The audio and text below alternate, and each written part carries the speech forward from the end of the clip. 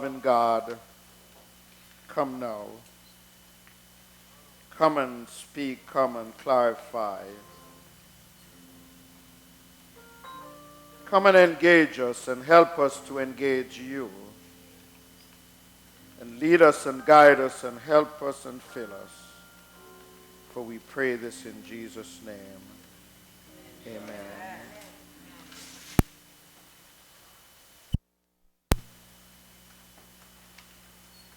As we come to the end of 2015, I want to ask you, is your light strong or is it fading? Is it brilliant or is it flickering? Is it shining loudly, boldly? Is it making a difference? Is it making you feel happy and fulfilled?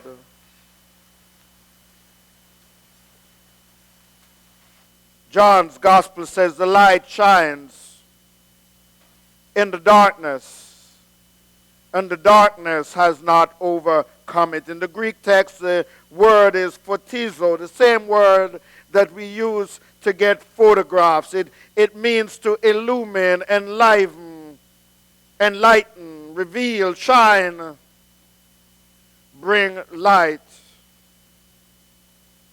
One of the questions is, as you get to this point at the end of the year, are you seeing more light in your life and in your journey? John, the writer of the Gospel of John, describes Jesus' presence as the personification of light. That if human beings who want to experience light want to know how light operates, they just simply need to look to Jesus, because he is the intensification of what light is. That in him was life, and this light was a light for all humanity. John's gospel describes the light before it describes the darkness. It says the darkness is real. The darkness exists, that every human being and every human community wrestles with the darkness, but the light always wins out over the darkness. In our world this year, there have been multiple instances where the darkness of humanity has come to the fore. Where sometimes in the name of God, we have said that we are doing killing of people in the name of God, but that's not God. That's simply the darkness shining through. The message of Christmas is always that we should witness to the light and to the power of light. And Christmas, my brothers and sisters, doesn't end when the tree gets taken down and put to the curb. Christmas doesn't end when the lights and wreaths come down. It doesn't end when the gifts stop being opened. Christmas really begins when those of us who have had this encounter with Jesus can walk out into the darkness of the world and let the light of God shine through us. John's gospel says the light shines in the darkness, and the darkness did not overcome it. The journey of Jesus Christ when he was on earth and through history has always been where people are afraid, where people doubt, where people feel hopeless and helpless, that he comes and through the power of his presence he says there is light. Light always lives in tension with darkness. And all of us in our own personal lives live with that tension as to, should I do what's good or should I do what's evil? Should I rise or should I fall? Should I be inspired, or should I be doubtful? There's a nurse who became a doctor, who became a professor by the name of Elizabeth Kubler-Ross. She is one of the world-known experts on death and dying. And she says people are like stained glass windows. They sparkle and shine when the sun is out. But when the darkness sets in, their true beauty is revealed only if they have light within. The challenge for all of us at some point on our journey is, do you have the light of God within you? And sometimes the assumption is that you come to places like a church and the light of God is here. But there are times the light isn't here. Mahatma Gandhi is one of the most respected leaders of modern history. A Hindu, Gandhi admired Jesus.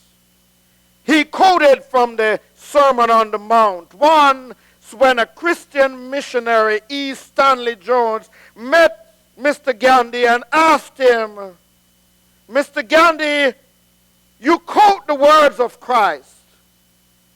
You appear to admire him. Why did you not become a follower of Jesus Christ? Gandhi replied, oh, I don't reject Christ. I love Christ. It's that many of you Christians are so unlike Christ.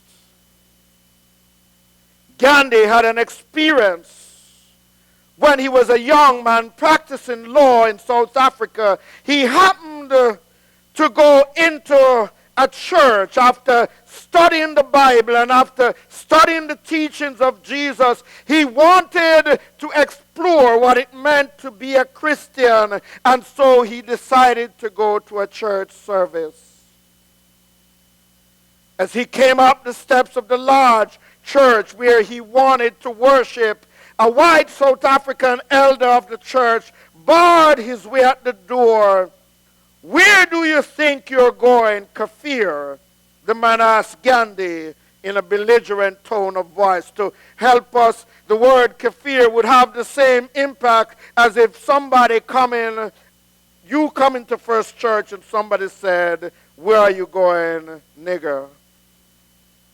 Gandhi replied, I'd like to attend worship here. The church elder snarled at him, there's no room for kafirs at this church. Get out of here or I'll throw you down the steps. From that moment, Gandhi decided that he would adopt the good in Christianity, but he didn't want to be part of a church.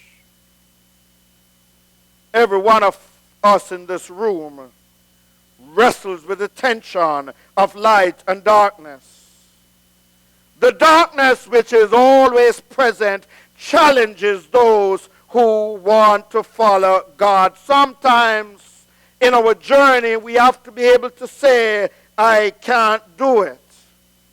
There are times on my journey and your journey when there are things that come before us and we have to say, it's not appropriate, I can't do it. It's not God's purpose and I can't do it. It's not God's will and I can't do it. It's silly and senseless and violent and vulgar and I can't do it.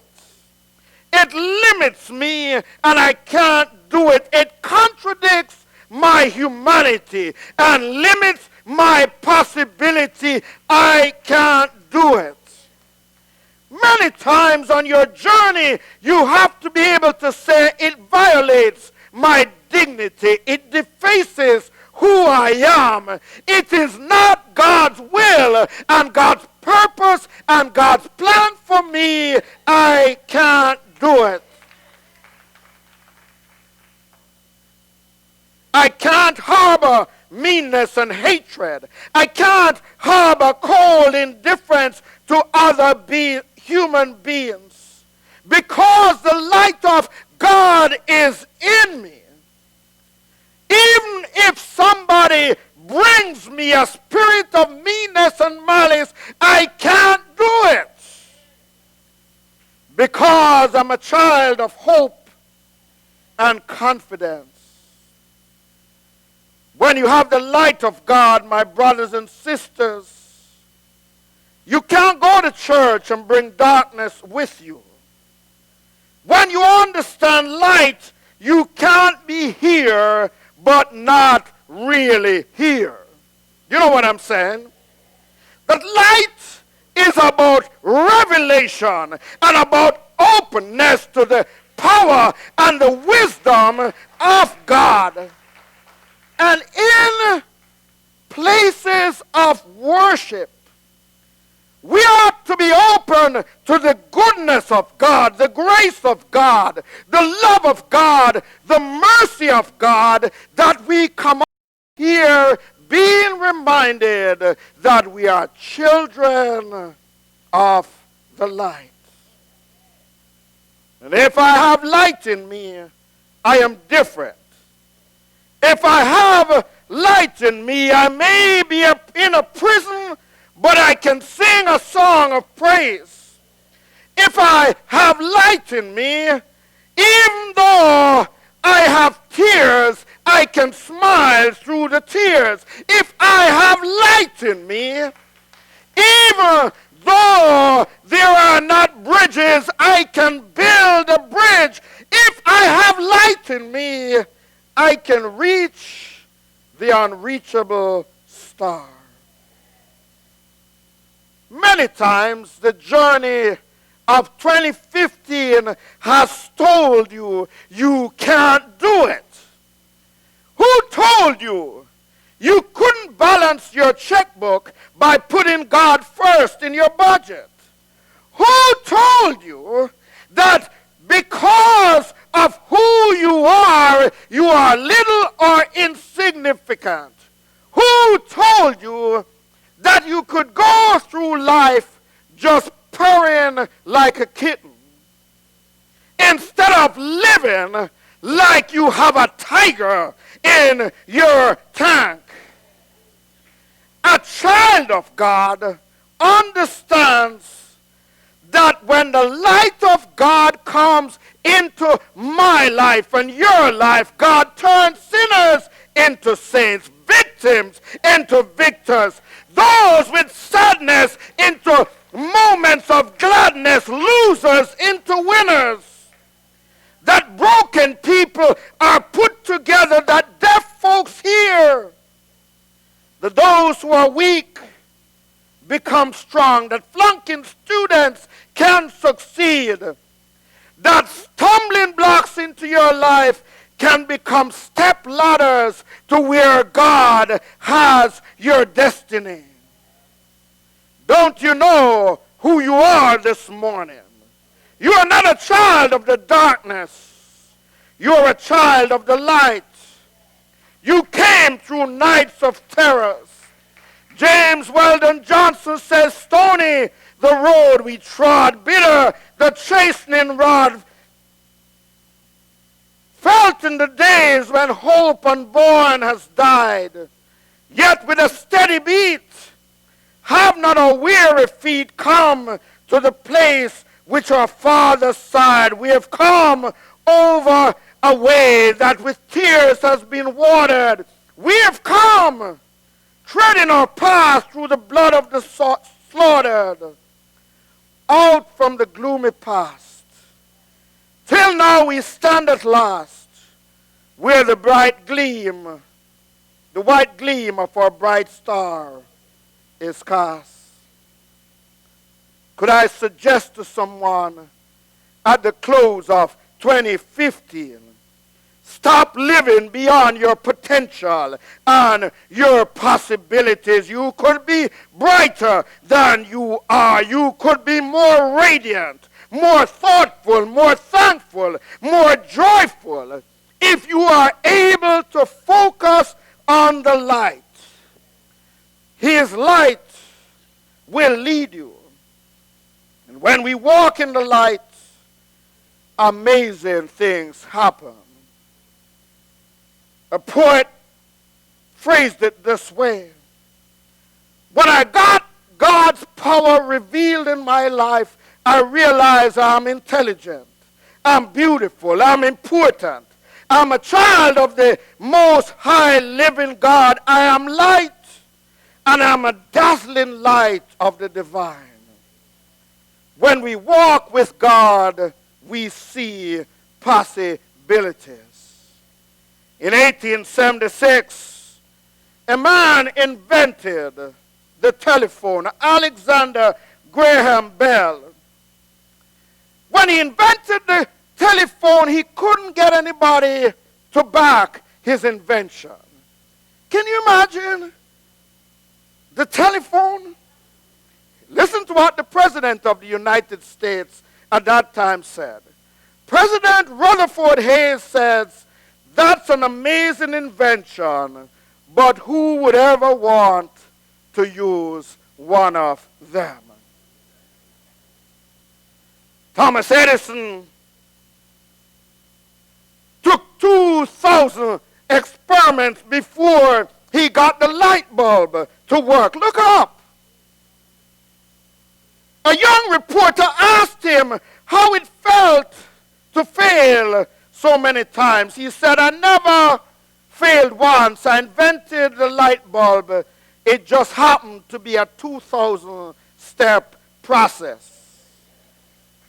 Chester Carlson, a young physicist from Seattle, Washington, saw people printing things in a conventional way by running it through water, but he had an idea that through electrostatic process, he could invent what would be the precursor to every Xerox or photocopying machine. When he brought it around to the companies in America, 20 companies rejected him. It took him 7 years until the company that later became Xerox, a company called Haloid, took his technology. And from being dirt poor, he became very rich. Wilma Rudolph was number 20 of 22 children. Can you imagine that? Let that sink in. She was born prematurely. Her survival was doubtful. When she was 4 years old, she contracted double pneumonia and scarlet fever. She had a paralyzed left leg. At age 9, she had a metal brace put on it, and by age 13, she had developed the ability to walk rhythmically. At age 13, she decided, I'm going to become a runner. She entered the race and came in last. But the next year, she kept racing. The next year, she kept racing. Everyone told her to quit, but she kept on running. Eventually, she went to the Olympics and won 3 gold medals. When it seemed dark, they saw the light. When they had trials and sufferings, they saw the light. When the journey was rough and the way was hard and the path was difficult, they saw the light.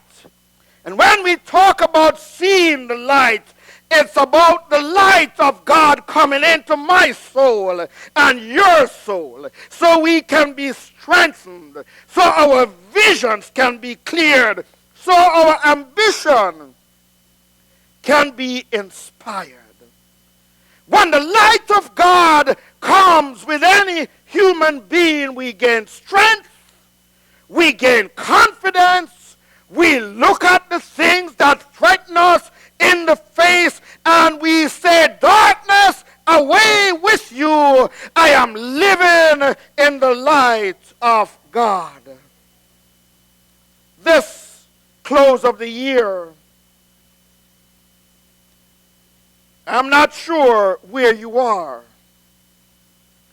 but I want to suggest to you that if you can look to the light of Jesus, he will give you a path that will lead you to something greater.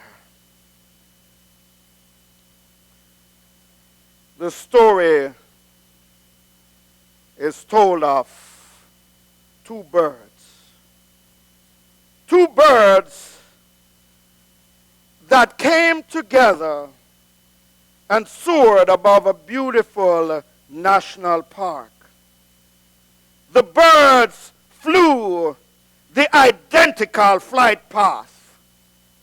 They were on the same altitude, at the same speed. One of the birds was an eagle, and the eagle returned to tell about the beautiful waterfalls, to tell about the streams full of trout, to talk about the breathtaking landscapes of colorful fields and the snow-capped mountains. The eagle boasted about wild animals roaming free. And as the crowds heard him give his report, they were spellbound in amazement at what was out there. But then the second bird came up and gave his report. He was a vulture, and all he saw were two dead carcasses near the road and some trash on the banks of a stream. I want to ask you, as you close 2015 and get ready for 2016, do you want to be an eagle or do you want to be a vulture? Do you want to be one of those who had vision, who had a bountiful eye and a body full of light? Let God lead us into the light. And as we close this year, may I invite you to sing a song that the choir will lead us in, which simply says, Jesus, the light of the world. Walk in the light. If you're in darkness and you want to walk in the light and power of God's presence, may I invite you to come so we can pray as we close the year. Don't get stuck in the darkness when he offers light.